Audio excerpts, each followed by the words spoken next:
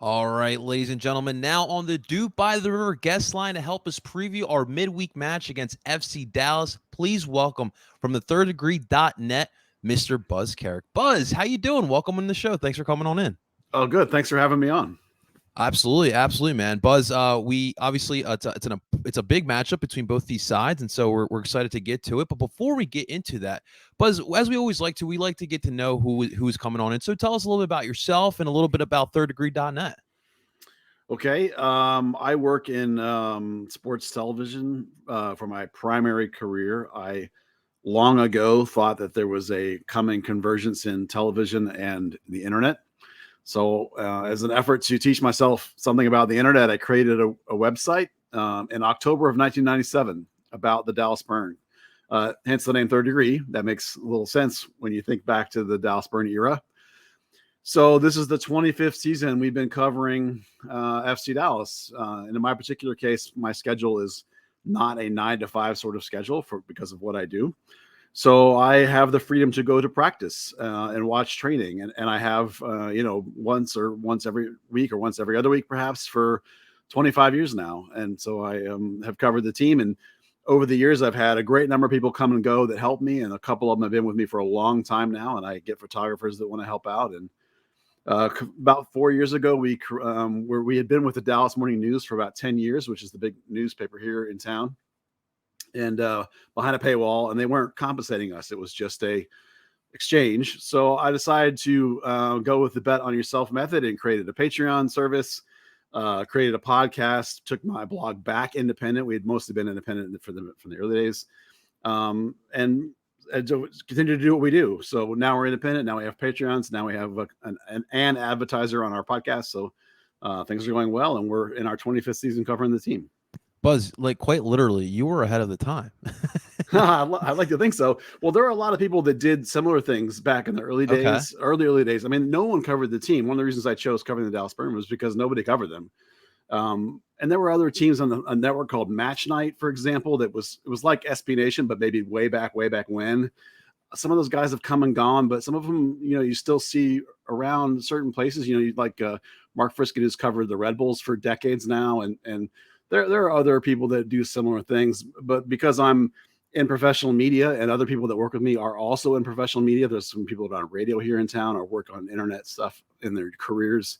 We run a very professional ship and a very professional house, and we've never needed it to make money. So we've managed to survive when other people come and go. So we've been here for a long time. And I think in the Dallas area, we're pretty well regarded. And I think on the national scene, people know what we do is very targeted, very specific on FC Dallas. So in that light, we usually hear somebody that'll come look to for information about the team. But we just try and be consistent and professional. And I think we've done a good job with that. Yeah, that for sure. I called upon your podcast through the YouTube site, so I think you guys are definitely doing a good job there. And keep it up, man. That's pretty awesome. Since 1997, that is. Yeah. I wish we were around since 1997 as a union goes, but it's a part of the league. I'm sure you've seen it all. You've seen it all with this league here. But to that point, Buzz. So it's part of the points I wanted to talk about here today. The old Dallas Burn logo, Buzz. Yeah. So I do have to ask, Buzz. Do you miss this? Do you miss this whole look?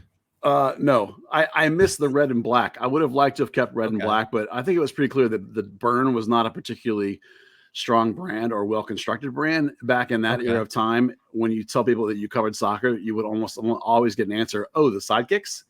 The Dallas Sidekicks were a pretty big brand, won a couple of championships. I mean, they're still around today. But, I don't know that FC Dallas is a stronger brand than the Dallas Burn. Maybe it's not the choice I would have made, but, at least it's, as I said at the time, yeah, look, there's some clubs all over the world called FC whatever, right? Mm-hmm. So 100 years from now, it's perfectly fine. It's better than the Dallas Burn probably. I will say this as an MLS neutralist here. I do miss the FC Dallas, the horizontal stripes you guys had, like the Breck Shea days I always refer Pure to. Hoops, sure, yeah. Yes, I did like those, and I think that was a good look. And I would say I would like for you guys to get back to that. But hey, that's just me as an outsider. Yeah, we have hammered them about the inconsistency of their branding because your jersey look is a part of your branding. You can have a branding with the pattern. You can have it be on the color palettes of your, like Manchester United with the shirt, shorts, and socks are different, or Chelsea's got the different colored socks thing that they do. Once they picked hoops, stick with that. some people like to blame me because I actually wrote an article about how they should pick hoops as their brand, as they could build on that. But then they picked red and white, which wasn't great, and they ended up giving up on it. And now, thankfully, now they've brought it back, at least as sort of tributary kind of way. They're kind of carrying it forward a little bit, so there's a little bit of that consistency, but still, overall, not a good consistency. Absolutely. And to the point of the club, one thing I always like to ask, people cover this league in different markets. Obviously, we're a brand new league, and obviously soccer has a little bit of stigma here in this country. How has FC Dallas been able to stay relevant? And obviously, I know that Dallas is Cowboys Nation. So how's the FC Dallas been able to stay relevant, especially in Frisco too, man? I think you can make a case that they're not relevant in this market. I give the Hunts a lot of credit for saving this franchise. This franchise was going to be folded when Miami and Tampa folded. It was going to be Dallas instead of, I believe, Tampa. And the Hunts came in and said, we'll take Dallas, and they saved FC Dallas. And then everybody knows the story about how there was a moment where the league was going to fold, and that was all part of that. So the Hunts deserve him credit for that. Then you also have to be legitimately analytical and say, most people in this town still don't really know who FC Dallas is. Again, if you wear an FC Dallas piece of merchandise around town, people will say, oh, does your son play for that youth club? People know it as the youth club. I've literally been standing on the fields out there and have someone say, yes, no, FC Dallas is a pro team. Oh, where do they play? In the Giant Stadium right there. Oh, that's a soccer stadium. Yes. I mean, granted, not everybody, but I literally have had that conversation. You still to this day have people ask you about the burn or about the sidekicks, so listen, and I will give some credit to Austin FC here. Since Austin FC has come in and done what they've done in Texas, there's been a sea change at this organization and the Dynamo 2, in terms of the owner. This year, they have vastly changed their spend. You can see it in the player moves they made, but you can see it in every phase of the organization. And traction is starting to kick in a little bit, and the attendance is starting to go up some. We're seeing some remarkable changes. Is it there yet? Is it 60,000 people in Atlanta? Is it LAFC and what they're doing? Is it Seattle? No, not. Is it even Portland? No, not by a long shot. But compared to where we've been for the last 20 years of the Hunts, they have recognized the deficiency and they're fixing it and altering it. And so I'm optimistic now that they will begin to be relevant in this community. I mean, it's definitely tough. I mean, especially like for you guys who have been fluctuating so much, it's definitely tough to stay relevant. I mean, for us here in Philly, I mean, as you know, this is another big football town as well. Yeah. And besides, it's always Eagles 365, and then whoever else is winning. And it's always been tough for us to kind of be relevant. But now we're kind of the top dog now. Like we're like the best, most successful our team in Philadelphia. So it's definitely been helping. But another point that I wanted to kind of steer towards, it's been no secret that our clubs, the Union and FC Dallas, have been Youth Academy Central, as they alluded to with that fan. But how do you feel personally about that whole stigma, and just because you guys have been selling a lot of key pieces over to Europe, and how has that been reflected towards the fan base as well? Well, if you're going to be a team that is not going to spend money like the LFCs or the Seattles or the Atlantas do, then you have to find a way to be competitive. And the teams that have taken advantage of their academies, Philadelphia is absolutely one of those teams. So is FC Dallas. I would say RSL probably also is. New York to a great extent. I mean, both of the New York teams really also have done that. But Red Bull perhaps greater historically, but maybe not quite as much recently. But those clubs have used the academy to bolster most of their teams. So if we all know that the draft is a declining value, there's still some top of it there. But for the most part, you cannot build your organization with draft. And I will point to the Dynamo as a perfect example of a team like Dallas that doesn't spend, but is not mined their academy. The difference between Dallas and Houston, in every way, the only difference is that Dallas has 4 or 5 guys who can start and fill up the bulk of their roster that are from the academy, and Houston does not. Right? So if you have, that's the thing about Dallas, is they've only missed the playoffs, I think, 8 times. They've done that consistently because this ability to use the academy, yes, sell players for make money, but they still got 5 or 6 guys at the core of their team that are keeping them consistently in the playoffs year after year and keeping them consistently a relatively winning team. They're in the top 5 or so of all-time wins in the league. Granted, they're an original team, but they're consistently decent even without ever winning anything. And it's because of the academy. Now, we want to be critical of the Hunts because they don't spend until recently. $9 million for Velasco is pretty exciting. the big pay for Ariel is pretty exciting. Again, sea change is happening here, but it's the academy that's made this team an above average team, even though they've never been able to push up for a chance to win a championship. It's one thing, I always get into Union fans because they want to spend big money, right? They want to spend big money on big DB players from Europe, but the thing is that if you can find those pieces to build a championship caliber team within your own area, within your own youth academy, who know your system very well, I think that's a win. I mean, like the way you guys have been able. I mean, look at Jesus Ferreira, which we'll get to in a little bit as well. But I think it's pretty dope, and it's definitely, like you said, it's an avenue of how to build a good team. Let's move forward here. Let's talk about the play on the pitch. I want to talk what has been the style of FC Dallas for the Union fans who don't watch Dallas very often.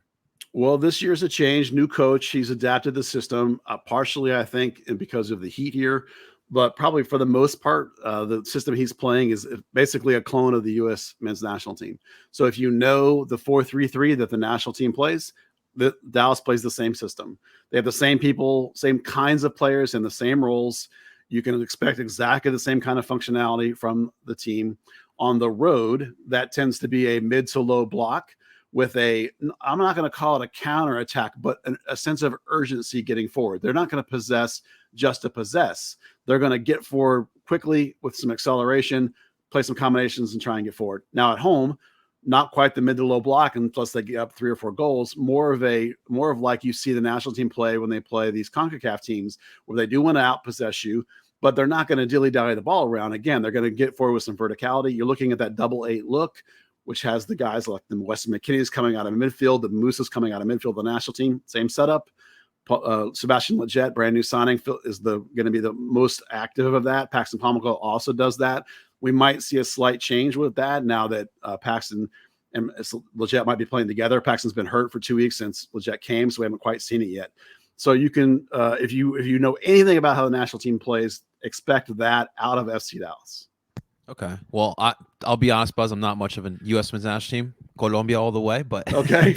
but for our listeners, they definitely understand exactly what you're talking about. I did see Nico Esteves being appointed the new manager for FC Dallas.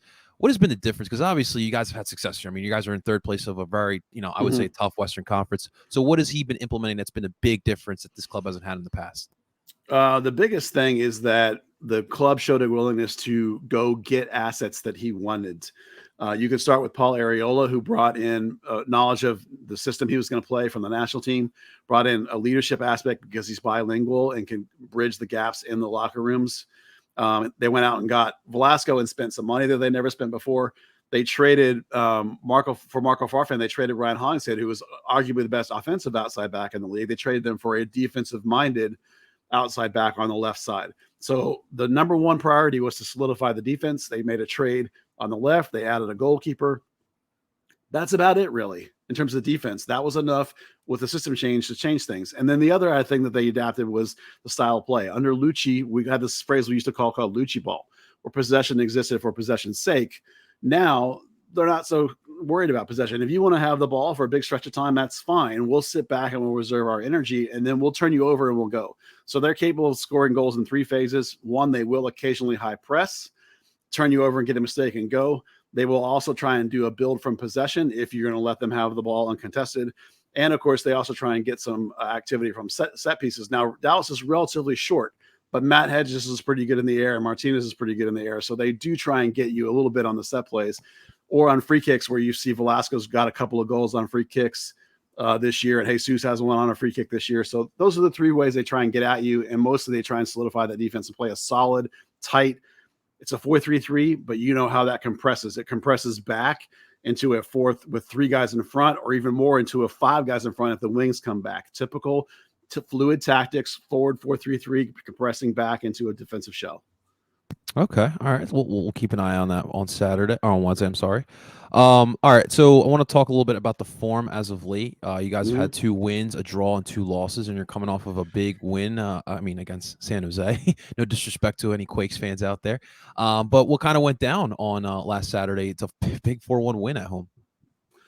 Yeah, well, they took advantage of a team that is not in great shape. We talk a lot about here that Dallas is, I think, one of the youngest teams in the league. I think maybe the second or third youngest team in the league. So a lot of times they're still learning how to do things. And one of the things we've talked about lately is beating who you're supposed to beat, putting away teams you're supposed to put away. When you have a team like San Jose come in, who had done a little bit better of late, but they still were 13th in the standings. And if you're the third place team, you need to throttle that team. And they did. They've got an effective early goal with their, as we talked about, they get forward quickly, they exploit mistakes, and then of course San Jose is trying to get back in it, leave themselves a little exposed. And in this game versus the game the week before, when they had opportunities to get it done on the road and didn't, and they lamented that failed chance to put the game away in the first half, this time at home they were able to do that. So this team all year, we've talked a lot about efficiency of scoring here. It's not a high shot volume team. It's a team that likes to work the ball into a good position in the box before they're really getting their shots off. So their goals to shots on goal ratio and their shots on goal to shots total ratio is pretty good, pretty efficient. And so when they play in that efficient manner, they're able to win games. Okay. All right. I want to talk about a couple players here. Sure. Number one, I want to talk about Jesus Ferreira. Obviously David Ferreira, one of my favorites. I may not be always in tune to what's going on with the USMNT, but I do hear what's going on. I do hear some just conflicting stuff with Jesus Ferreira. For you, as far as future with national team and his future career, what does it look like here with Jesus Ferreira, and what has been the consensus with the fan base towards him? Well, short term, obviously he's a Columbia guy. He is eligible for the national team, by the way. Short term, I think he's content to be here. Now he just signed this new DP deal, and he's the first player in the league who's a DP from the academy that he came out of. Yeah, which is huge. So again, that shows Dallas's understanding that if you're going to make a bet on a DP, you're betting on the DP that and you know who he is, you know how he fits your system. You go outside the league on a DP, there's a higher risk reward perhaps there versus the value of the guy and that can be true of any level of contract, and they're doing it with a DP. He's a young DP, which is even better on your cap. Jesus is a what most people will call a false nine. Our coach adamantly called him a build nine instead of a false nine because he checks back and gets between the lines and helps create forward. And then, like all false nines, exploits the gap. Dallas will exploit the gaps from the both wings and from the eights that they're created by Jesus and by his movement. Now, he's at his best as a goal scorer when he doesn't hesitate, when he doesn't think about it. Quick shots, maybe one-touch quick shots. That's his best ability, his best finishing, and it's when he gets into the box and he gets those opportunities. We want to see him exploit those quick darting runs. Same is true with the national team. He's not going to post up for you. That's Ricardo Pepi. He's not going to back guys down like Wondolowski would do, who's way past it, of course, but that's the style. Jesus is your prototypical David Villa style false nine, moving out, moving back in. You have to have wings that take advantage of that space. So that's where he is. Now, I think he's very motivated by his father's achievements here. He's openly stated that he wants to win a championship here before he moves on to the next phases of his career. I figure maybe a season or two, he's going to give himself that shot on this new contract. It's a pretty nice contract. So you're looking at a typical new coach 3-year build. He's probably buying in for. That's how I read it, based on his comments about his dad and wanting to beat his dad's own achievements here and how much he likes this club. And he's been here since he was 9 years old with this organization. So I think he will eventually be ambitious about going places. I think we got 2 seasons probably maybe after this before we see him go off to the great European waters. I think that's big, though. I mean, for a lot of Union fans, especially like the ones that are starting to get into soccer, they don't understand like why it is, we're selling off Brennan Erickson and Mark McKenzie. Would think that they would stay here, but going forward down in the future, there might be that player that we were trying to sell off and wants to kind of stay. We can be able to sign him to a nice DP contract like you guys have with Jesus Ferreira. So I think that bodes well for clubs that are building like Dallas and like Philly here. Another player I want to talk about. Let's go back to 2019 a little bit. I remember that year vividly because it was about 2 young homegrown players. It was Brennan Erickson. It was Paxton Pomykal. I felt like those guys were put in the same conversation every single time. Obviously, we saw Brennan Erickson's career, flourish into what it is. And Paxton, I felt like I haven't heard a lot about him, but they were in the same trajectory. And then I know you talked about a little bit about his role in the club when he comes back off injury, but what's been going on with Paxton, man? What's the future for him as well?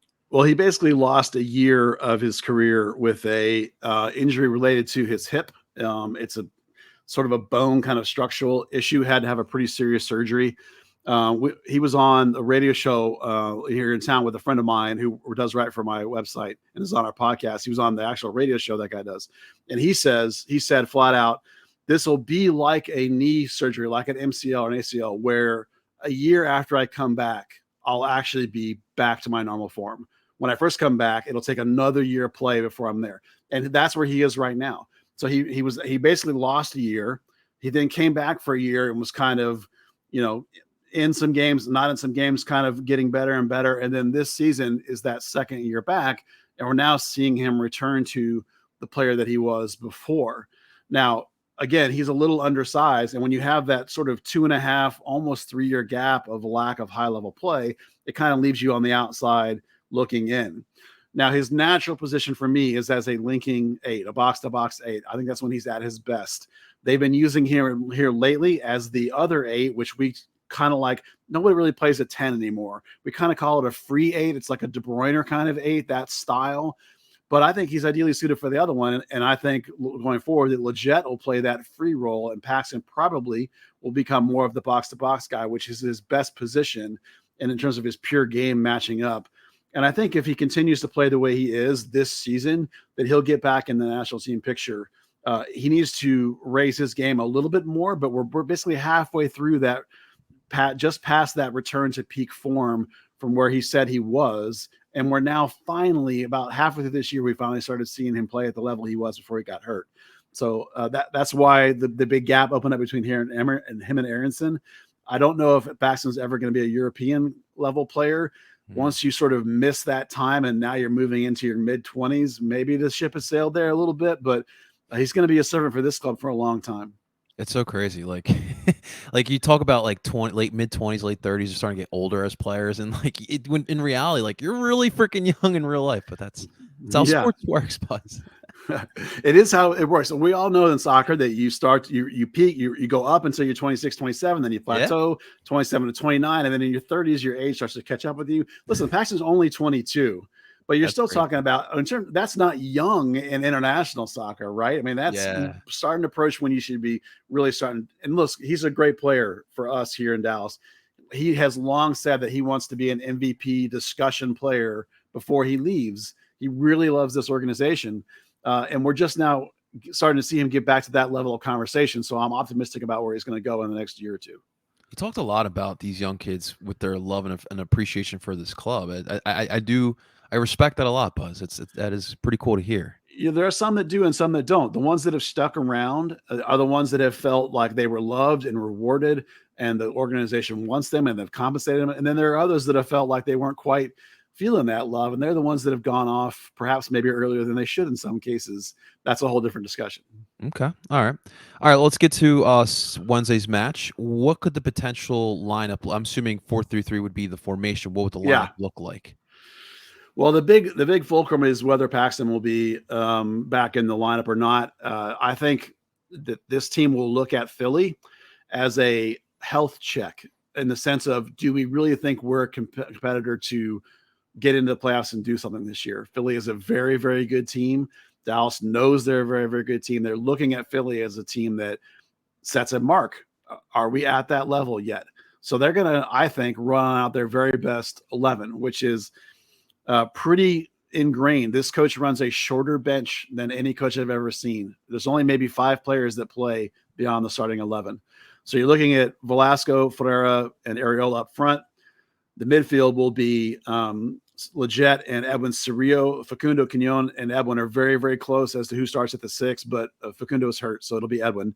And then the other spot has not been Paxton until now. That other spot's been Brandon Cervania or Siki and Settling, but I think it'll actually be Paxton. So that's the one question mark is which of the Brandon Cervania is hurt also. So it'll be Siki or Paxton. I think it will actually might see Paxton. So that'll be interesting. And the back line is pretty much locked in stone. Farfan, Jose Martinez, Matt Hedges, Evan Tuamasi at right back, and Martin Paz, the big goalkeeper signing in goal. Now, you might say, could we see rotation this week with 3 games in a week for Dallas? But this coach has been using days off in training, and the 5 sub rules to heavily rotate his squads and keeping guys on like 60 minutes. Like last game at right about 60 minutes, Jesus Paxton didn't start, but he came in about the 60th minute. Ferreira, Areola, Jose Martinez, who's had some legs issues lately. Those like main pieces are all coming out of games early all the time, trying to keep them fresh. So I don't think you'll see a rotation. I think you're going to see the best 11. Okay. All right. And I mean, listen, we kind of have to talk about the weather because that is actually a factor down there. What's it looking like for Wednesday? I haven't actually looked yet, but what's it like today? Yeah, I'm going to look in a little bit. I mean, right now today it's let's see, how hot is it outside? It's about 99, like I think. Okay, I was like waiting for like 105. Yeah, no, it's 99. Whether it'll actually get over 100 today. I think the other day it dropped out. The high was 99 for the first time in like 3 months. So yeah, it's gonna be hot here. It's not as humid as Houston, but it's super hot. Now the game's at night. Yeah, well, at 8 o'clock it'll probably still be like 96 degrees, probably. And the surface in even if it drops down to like 92, the surface in Toyota Stadium is a bowl, so it'll be 10 degrees hotter at least on the field than it will be outside in the air. Water breaks, Buzz. Water breaks. Yeah, during the summer. Yeah, during the summer it's about 120 on that field. It's nasty. Yeah. Oh my God. Yeah. All right. So last but not least, Buzz, can we get your prediction? And then we also would like, since this is a Union podcast, Buzz, a key for the Union to beat Dallas. Well, the key to the Union, I think, is the key to all of their games is their defense. Their defense is spectacularly good. And if you can keep Dallas out of the net, then you'll have a chance to win here on the road. Dallas is good offensively, but Philadelphia is capable of handling everybody I've seen them play against. I haven't watched every game, mind you, but I've seen a couple of games, and they easily handle almost everybody. So if you keep Dallas to 0, keep them on the blank, then you're going to walk out of here with, obviously, cliche, minimum of a point, but you'll have a legit chance to win because Dallas is not a give up no goals kind of team. They're a give up 1 goal and lock it down kind of team. So I think it'll go late 0-0. And then I think Philly will have a very good chance probably through, is it Bozak, the guy in the midfield? How you pronounce his name? Gazak. Yeah. Gazak. Yeah. That guy looks to me like, in the clips I've seen, the games I've seen, a gamer, a dude that rises to the occasion. So, like, my gut instinct is going to be like, that's a dude late that will get a chance to win the game here. Whether he gets it or not is the difference between probably 1-0 and 0-0. That's where I'm at. So right now, the big thing is the front three. Well, we obviously don't run a 4-3-3, but we do the 4-2-3, or sorry, the 4-4-2 diamond. Mm-hmm. But the big thing, and you mentioned it because I'm thinking about it right now with the weather inclement, Mikel Uwa, one of the forwards. For us, fitness wise, it's still been a work in progress. He's played 70 minutes against in our last match. So that's something to keep an eye out for sure. But it'll be fun to watch, man. It definitely will. Yeah. Both teams are really good. I think I'll speak for myself. I think walking away with a point, I would definitely take that in a midweek match. It gets a good Dallas team as well, man. We talk a lot here about if you want to be in the upper echelon in this league, you need players that can step up in the moments that really, really matter. You need your Velas, right? You need your guys who historically Chicharito, of course. You need your Asprilla. I'm gonna give Columbia. Asprilla, right? You need the guy who, like, in that moment. So, like, this game for me is that kind of game. It's like, who's got the guy that has the guts deep to be like, this is one of those moments and get it. And for Dallas, that's probably Areola or Jesus, maybe. And then for Philly, you could tell me, but I really like the guy in midfield whose name I can't ever remember, Gadzik or whatever, Gadzik. Daniel Gazak. We will Gazak, love him, yeah, that guy. I've seen him twice, and I was like, oh, what a player. So those are the keys for me. Scored a goal against England, man. He did, yeah. He's catching some eyes, man. Well, Buzz, listen, I really do appreciate you coming on in here, man. But before you go, we want to know, where can people find your good work if we're getting a hankering of what's going on in Dallas? Sure. Our main website is thirddegree.net. The podcast is Third Degree the Podcast. I know, solid branding. And then the Twitter account is Third Degree on Twitter. So we use the same name, consistency in branding. I've learned my stuff over the years from watching teams fail. So that's where you can find us. Awesome stuff. Thank you so much to Buzz, and we'll talk soon, man. Yeah, pleasure.